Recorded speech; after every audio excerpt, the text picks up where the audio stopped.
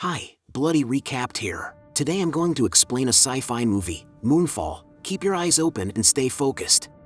Two astronauts go into outer space to test the equipment. A girl from the ship chats with one of them, telling them that she is spending her honeymoon in space instead of Italy. Suddenly the emergency signal goes off. Some unknown matter crashes into the ship and knocks one of the men into space with a torn oxygen hose. The second guy tries to help him, but he gets reeled in and climbs inside. He finds the girl, she's unconscious. The second guy doesn't answer the radio and we see something digging a hole in one of the craters on the moon. Brian Harper, that's the name of our astronaut. His son watches a video accusing his own father of failing to sue for the death of his colleague. Mom comes into the room, explaining that dad has a lot of problems, so they are selling the house and moving in with grandma. Events flash forward 10 years. University of California, a janitor sneaks into the office of one of the scientists and calls the lab, introducing himself as Professor Airwood and requesting the latest pictures of the moon, not the work email. But when he hears the janitor screaming,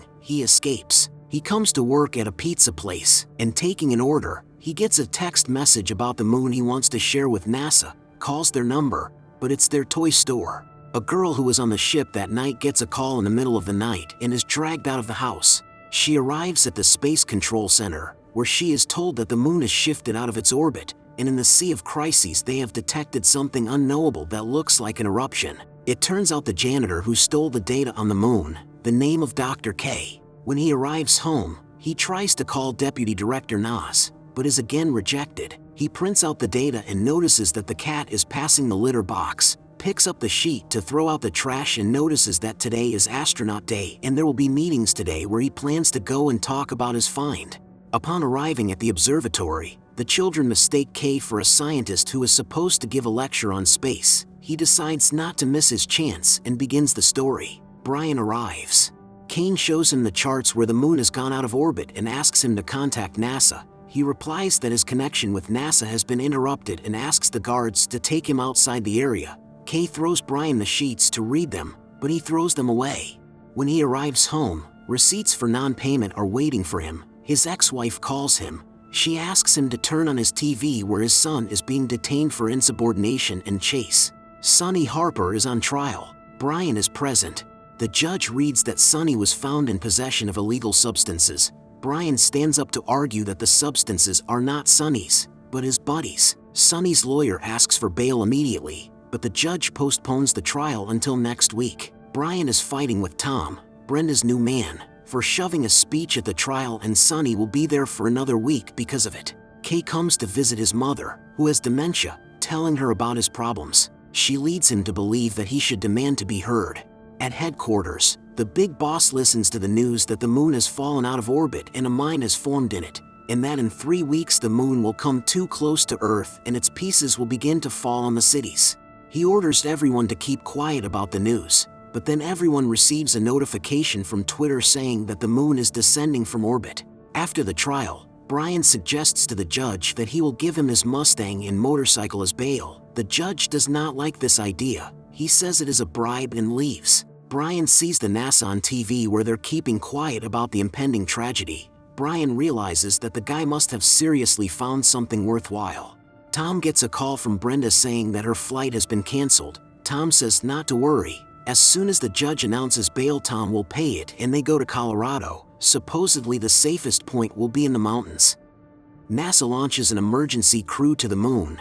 Television shows people across America panicking and emptying store shelves. Mass migration problems escalate because of the moon. Riots erupt in Britain, and fanatics gather thousands of followers around them. Brian digs in his Mustang and sees a theory on TV about the moon, that it is a megastructure feeding energy from a white dwarf star. He drives to the observatory and digs in the trash looking for the guy's papers. The guard wants to stop him, but sees that he is a scientist and finds Casey's papers. Brian turns on his phone where Casey shows up in notifications, saying that the moon is a megastructure and what a huge problem awaits them. He asks the great minds to gather at the address to solve the problem. The NASA crew orbits the moon. They see a huge shaft in the middle of the crater. After dropping the probe, it detects a huge depth. Brian arrives at Casey's destination and gets caught up in an oratory. He asks Casey to come out and talk, Brian wonders how Casey was able to find this before NASA. Case says that he's been trying to find the megastructure planet for several years but never expected to find it in his backyard.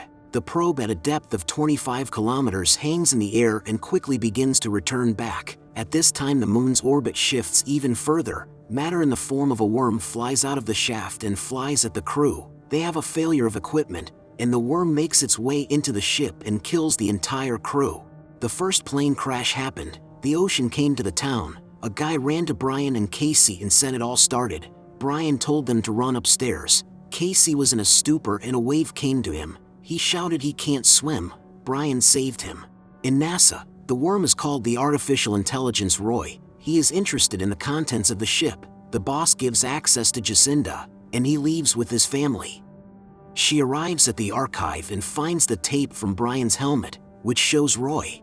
From the shadows rolls a scientist who tells what NASA was hiding, and that the Earth is too early to compete with such technology as Roy. Earth had one chance, but the project closed and put on the shelf due to lack of finance. Jacinda explains to the generals that if Roy is defeated, the moon will return to orbit. They ask about options to fight him. She says she doesn't know yet, and they leave saying it's a military matter. She stops her ex-husband. She warns against using nuclear weapons. The fallout will destroy the world. Brian and Casey are drying up in their room. Sonny doesn't pick up the phone and Casey asks where his son is. Brian answers that his son is behind bars. While Jacinda is getting ready to go to Colorado, her son gives her the idea to take one of the spaceships to the museum. She calls Duck and asks about the project that gave him the chance to talk to the scientist in the archive. Duck says that it is an electromagnetic device. The helicopters arrive at the motel, picks up Brian. He says he won't go without Casey. On arrival they meet Jacinda. She apologizes and says she saw on the camera that guy and shows that something attacked the last crew. She asks for his help, because only he was able to land the spaceship without electronics. He agrees if she helps him with his son. She gets through and the matter with Sonny is resolved. They meet at a military base, come to the museum, they see the painted shuttle, and they transport it around the city. On TV they show footage of the shuttle being transported and say that a new space operation is being prepared, while earthquakes and eruptions continue in China. Jacinda tells Brian that she sent her people to pick up his son, and while the shuttle is being prepared, the military arrives and says they'll fly with Brian and launch the project themselves. Sonny is picked up and taken by helicopter. He thanks them for saving him, and the military says that his father saved him. While the crew discusses a plan to lure Roy out and blow him up, Sonny arrives and Brian rushes to hug him. Sonny is not happy with his father's action and leaves. Jacinda gets a call from her husband saying that he fulfilled his part of the deal. She replies that after the launch of the shuttle she will go straight to Colorado. While Casey is talking to scientists, an earthquake occurs and Casey realizes that the formula for the moon's orbit is wrong because of unaccounted mass. After the earthquake, Brian and Jacinda find out that one engine is out of order and the suppliers need to make one. Jacinda declares the entire base evacuated and they do what they can. Sonny thanks his father for saving him from jail and Brian says they should pack up. Jacinda tells her son and Michelle to go to the helicopter and that she will catch up. When she notices Casey and the two scientists talking about more gravity and that an urgent launch is needed, Jacinda explains that there will be no launch. Jacinda understands that if the moon approaches, the gravity will change and they have a chance to take off in a module with two engines. They know how to use the bomb. They offer Casey to fly with them as a flight engineer. He is afraid, but Brian persuades him to fly with them. Jacinda and Brian send the children to Colorado. She asks Michelle to take care of her son. Sonny leaves with Michelle, and they are called to the module. Before entering the module, Casey calls her mother and asks her caretaker to keep her safe. In the shuttle they are told that a gravity wave is coming at them. The shuttle is enveloped in water, but they manage to get out. One engine goes out. They dump the boosters and tank, and they barely make it into orbit, and Casey, like a kid, is happy to be in space. Sonny calls Jacinda's ex-husband and tells him he's taking his son back to base and that they're a couple of 100 miles away, but they're going fast, and Duck thanks him for taking him to the rescue. As they refuel, we see amazing footage of the moon rising overhead. On the road, Sonny is stopped by bandits and their cars are taken away, but Sonny manages to keep his gun and says he knows where to find a new car. In space they take measurements and get caught in a meteor shower, where they lose one wing. Sunny comes to a settlement where a huge moon appears in the sky and starts pulling on everything on Earth. Brian prepares the shuttle and goes to the mine, where he prepares the module. The moon goes over the horizon and the pull ends, and Sunny demands to leave quickly. Brian returns to the main module and presses the button twice to adjust the device, and immediately Roy appears. He flies around the bait and they're in anticipation of hitting the bomb launch button. Roy quickly heads towards them. Brian smashes the remote so Roy can't take his technology. He wraps his arms around their shuttle almost completely. Brian smashes Casey's phone. Roy lets them go and returns to the mine. After the attack, they realize that Roy is not looking for technology, but a man in an electromagnetic environment. Josanda tells them that the military will bomb the moon, but Brian is not going to give up. The military will bomb the moon when it enters the stratosphere, which is in less than 2 hours. Sunny finds the camp where he gets shot, and then Tom comes out and takes him inside. Sunny meets his mother and tells her that Brian is in space trying to save the planet. The radio announces that everyone is about to lose air and needs to be evacuated immediately, so Tom tells the kids to dress warmly and they move out. They all get in the module and head for the mine.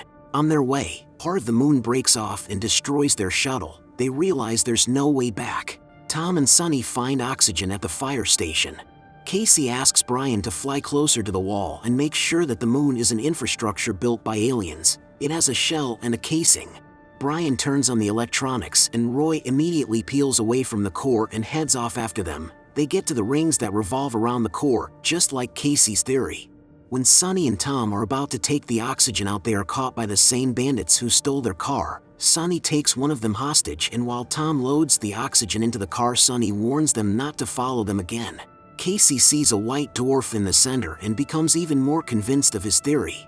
They prepare the remote control for launching the bomb. Already next to Roy, the remote control is ripped out of Brian's hands and the module controls itself. Roy grabs them and one of the rings opens a hatch and an energy beam takes their module inside. They lose consciousness and are illuminated by a space lantern. In the bunker, the military is ready to launch the warheads. Duck calls Sunny and says that they are halfway there. Duck replies that there is no time, and a couple of centimeters into Sunny, those bandits almost run into him again. The ground splinters, Sunny jumps over the gap, and the bandits behind him explode. Duck sees the bunker being closed and calls Sunny. He asks them to hide. They will bomb the moon and debris will fall to the ground. Tom gives everyone masks and they go to a tunnel in the mountain. Casey and Jocinda come to their senses and realize they have oxygen and gravity, but Brian doesn't. As Roy breaks into the ring, a door opens for them. Brian wakes up and the rays shine so brightly on him that he is thrown into memories. The little son tells them that billions of years ago he was created by a civilization that settled all conflicts. They created an artificial intelligence that broke out and decided to eradicate civilization. The aliens, on behalf of Sunny, tell how the people who survived were sent to the edge of the galaxy to build megastructures using the energy of white dwarfs, and only the moon found a safe place. Other animals died so that people reborn on Earth. The moon found a place in the solar system, and after the formation of the planet, a life code was sent to us. While Casey and Jacinda followed the corridors, the aliens, trying to see if Brian was preparing to take Roy away from the moon so it could resume its normal orbit. Casey and Jacinda find Brian. He tells them what to do. When they go out, their module is like new and the bomb has been upgraded. They turn on the electronics so Roy sees them and he goes to them again. Brian wedges Roy between the gates and uses the new engines to fly over him. Tom's daughter runs out of oxygen. He gives her his mask, and he falls without oxygen in the snow. Brian takes Roy to the ship where he explodes. Tom's daughter arrives at the tunnel. She says her father was following her. Sunny says he will find him and asks her mother and the girls to go to the tunnel. A piece of debris crashes into the mountain above the tunnel and Sunny is thrown by the shockwave. Michelle goes after him. Duck doesn't turn the key to launch the rockets, saying his ex-wife is there to save the planet. Brian wants to disconnect and blow up Roy with himself, but while they argue, Casey makes his way to the bomb and closes the module. He will sacrifice himself for everyone. He asks Brian to visit his mother. On the ground, Duck is on the defensive from the military. Michelle finds Sunny, who is trapped in a tree. When Roy gets as close as possible, Casey detonates the bomb. Michelle lifts the log with the moon and Sunny gets out. Their bridge breaks the ship, but with a shockwave they jump over the chasm. Jacinda flies out with the blast wave and the moon immediately begins to move away from the ground. Jacinda calls her son and tells him they are on the ground. They fly in a helicopter to pick up the children. Sonny tells him that Tom saved them and Casey saved the Earth and the moon. Casey is recovered and his mother says he is now part of the moon. His consciousness stays here. Support the channel by subscribing, like and turn on notifications. Thank you for watching. Bye bye.